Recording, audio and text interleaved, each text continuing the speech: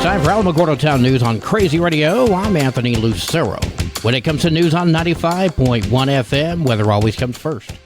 Remnants of Harold are expected to produce heavy rain, flash flooding, and urban flooding, plus some tropical storm conditions, coastal flooding, and maybe a few tornadoes. Meanwhile, millions are being affected by the sweltering heat, oppressive conditions, and dangerous heat throughout the plains, the South, Mississippi, Ohio, and Tennessee valleys.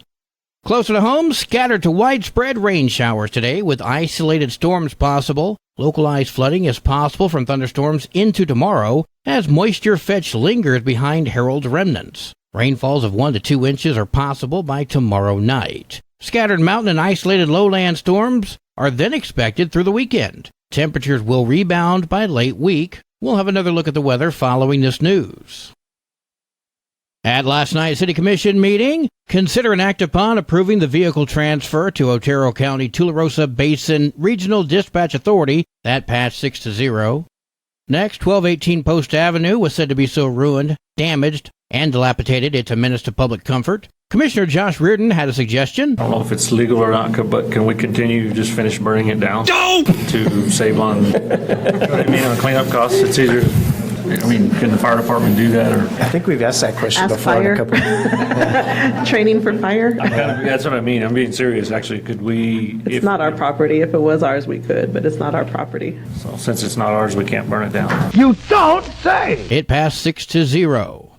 District 3 Commissioner Carl Melton and Acting City Manager Stephanie Hernandez spoke regarding encouraging citizens to contact Governor Lujan Grisham to request pretrial detention reform and have it placed on the agenda for the upcoming 30-day session. To make some change in an effort to make some positive changes for the law enforcement community. I also promised that we were going to keep all the commission updated with anything that we were doing. So I've been working with Commissioner Melton on this one, and we're here to just kind of keep you guys in the loop and a call to action for our citizens. This may not seem like a lot, but the governor herself has in written statements hinted at pretrial reform of some kind. She's open to it. Not everyone clearly is. The issue is, similar bills have been brought in prior sessions, but they've never passed the committee. That suggestion passed 6-0. Next was a discussion regarding the joint meeting with the Otero County Commission. It became a debate since the date selected was Halloween. Commissioners kept going back and forth. I think this is why there hasn't been a meeting in 7 years. No doubt. If it makes any difference, I asked to have one in 2018. It just never happened. Of course you did. We should always listen to Commissioner Reardon. The problem is finding a date where the 6 city commissioners, the mayor, and the 3 county commissioners all have availability, coupled with a building available to host the event. Halloween at 2 is the best time for all, it seems. Perhaps Commissioner Reardon is afraid he would miss his trick-or-treating time. I got 5 pieces of candy. I got a chocolate bar. I got a quarter. I got a rock. Anyway, it appears to be good to go for now. Over the last few days, we had heard about a letter from members of the Democratic Party of Otero County calling for the resignation of Chair Brianna Martinez. We chose not to discuss this letter until we secured possession of a copy, and now, well, we got it. It opens with, quote, "We are writing to you as concerned members of the Otero County Democratic Party to express our deep dismay and disappointment regarding recent events and decisions under your leadership. It is with a heavy heart that we address the grave issues that have arisen, leading us to strongly request your resignation from the position of party chair. We want to draw your attention to the alarming situation involving Matt Crescelius, an individual who's been accused of harassing, stalking, and verbally abusing fellow members of our party. Shockingly, instead of addressing the well-founded complaints against him, you not only failed to take appropriate action, but also appointed him to positions of leadership within the party. This not only disregards the safety and well-being of our members, but also contradicts the values of respect and inclusivity that our party stands for," close quote. The letter goes on, but closes with, quote, "We kindly request your prompt resignation to allow for new leadership that can work towards rebuilding trust, fostering a safe and inclusive environment, and upholding the ideals of the Otero County Democratic Party. The members of our party deserve nothing less than a leader who is committed to their welfare and the betterment of our community," close quote. I don't care to which party you belong, but you cannot ask for any more than what they're asking for. A new National Park Service shows that over 705,000 visitors to White Sands National Park in 2022 spent $42 million in communities near the park. That spending supported 572 jobs in the local area and had a cumulative benefit to the local economy of nearly $51 million. The White Sands Balloon Festival is celebrating the 30th anniversary, and the festival is returning next month. Hundreds of people all the way from Arizona to Colorado and more will enjoy 2 days of balloons in the sky. If you have a couple of bucks to spare, you can take a morning balloon ride or simply enjoy the festive balloon glow for less. Launch time is on September 16th at 7 a.m. The Alamogordo High School Homecoming Parade will be on Friday, September 1st at 3 p.m. If you wish to join, please click on the link on the Alamogordo Public Schools Facebook page to register. Well, it's time now for our weekly report from Love Inc. We go now to Susan Payne. Just a reminder, of course, about our fundraiser. I've been trying to keep you posted on that. It's coming along nicely, and we're scheduled for September 9th. It's called A Love Affair to Remember, and should be a lot of fun. Tickets are on sale at either our offices or at the Center of Commerce. For more information, you can certainly call us at 575-439-4812. Also, Thursday, August 24th, we're starting a new class, a new series called Affirming Potential. It's a great class. I've had a lot of success with this class. Remember, classes are free child care, and there is a meal provided at 6 o'clock. Class will start at 6:30. It is a 12-week class that's scheduled to end around the middle of November. So if you want more information about that, again, please call our offices, 575-439-4812. That's about it for now. A lot going on. We're gearing up for school. Of course, backpacks will be starting up, and I'll be talking about that. We are looking for donations for that program, and I'll be talking about that next week. Until next week, everybody have a blessed week. News from around the state in just a moment. You're listening to Alamogordo Town News on Crazy Radio. I'm Anthony Lucero. The Alamogordo Center of Commerce presents the 3rd annual Tularosa Basin Open Golf Tournament, Saturday, August 26th at Desert Lakes Golf Course, featuring celebrity guest John Carlos. Contact the Center of Commerce today to sponsor our guest speaker, breakfast and lunch, golf handbag, and more. Golfers, call Desert Lakes at 575-439-0290 to secure your spot in the 4-man scramble best ball tournament. See you on the green.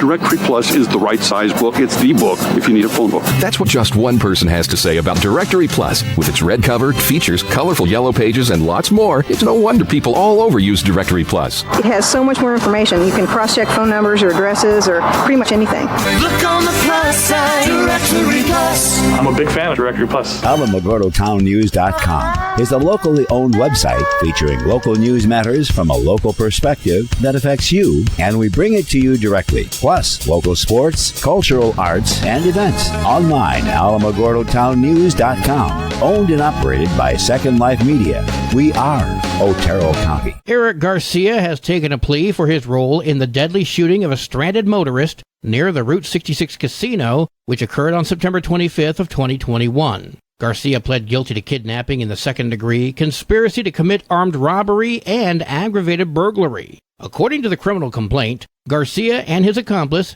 Edgar Arona Camacho, shot and killed Esteban Mercado Rangel after helping him jumpstart his car's battery. Garcia is facing up to 14 years in prison for his role in the murder. Camacho pled guilty to second-degree murder and kidnapping back in July and has been sentenced to 25 years in prison, followed by 2 years of parole. Garcia's sentencing date has not yet been set. You know, if the accomplice got 25 years, Garcia deserves a lot more than 14. Authorities are looking into a Deming shooting that claimed a life on Monday night. The Deming Police Department was called to an apartment complex for shots fired. Officers found one person dead with suspected gunshot wounds. That person was identified as Saul Montez, age 34. The suspect has not yet been caught. Tevin Driver, 27 of Clovis, who was previously sentenced for charges that stem from a jail escape, has now been punished for distributing fentanyl. The Clovis Police Department discovered Driver, who had an extensive criminal record, cut off his ankle monitor and left it in a trash can back in September of 2022. Police found the distribution amounts of fentanyl in the car Driver was found in. Driver was sentenced to 9 years in prison. The DA's office said his sentence would run consecutively to the 8 years he received for his jail escape, bringing his total prison time to 17 years.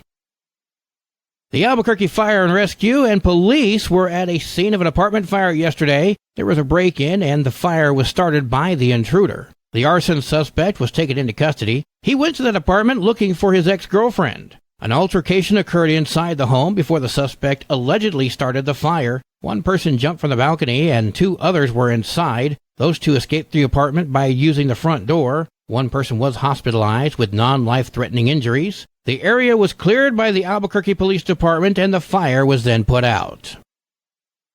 State District Court Judge Mary Marlowe Summer has set a 2024 starting date for the trial of movie armorer Hannah Gutierrez-Reed in the fatal shooting of a cinematographer by actor Alec Baldwin during a rehearsal on the set of the Western film Rust. The trial has been scheduled to run from February 21st through March 6th in Santa Fe. As you no doubt recall, on October 21st of 2021, during the rehearsal on the set of the movie Rust, actor Alec Baldwin was handling a firearm when the gun discharged, fatally shooting cinematographer Helena Hutchins. Photos clearly show that Baldwin's finger was on the trigger. Gutierrez-Reed was charged and has pled not guilty to charges of involuntary manslaughter and evidence tampering.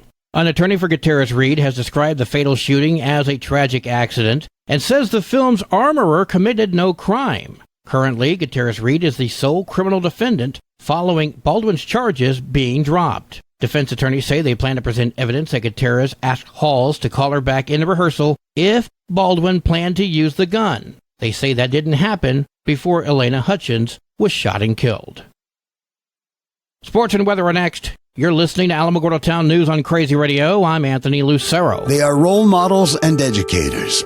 Their work requires a great deal of time and energy for very little pay. Who are these unsung heroes? Thanks, Coach. Thanks, Coach. The simple truth about education-based athletics in New Mexico is this. Without a committed team of coaches and administrators, they just wouldn't be possible. School sports, they bring out the best in all of us. This message presented by the New Mexico Activities Association and the New Mexico Athletic Directors Association. It's been 6 months since a hazing and sexual assault scandal in the New Mexico State University's men's basketball team, which sent shockwaves through the community. Now, as students return for the fall semester, the university says NMSU is sending a strong anti-hazing message. NMSU administrators hired an expert to present a hazing prevention symposium this fall, updated from the student handbook, and put up posters in team locker rooms with the names and phone numbers of officials who could be contacted to report hazing. In local sports, middle school action today. Check these sports schedules for details. Tomorrow in volleyball, Corona Vaughn heads to Magdalena. Tomorrow in football, the Alamogordo JV heads to Loving, Gadsden at El Paso, Americas at Las Cruces.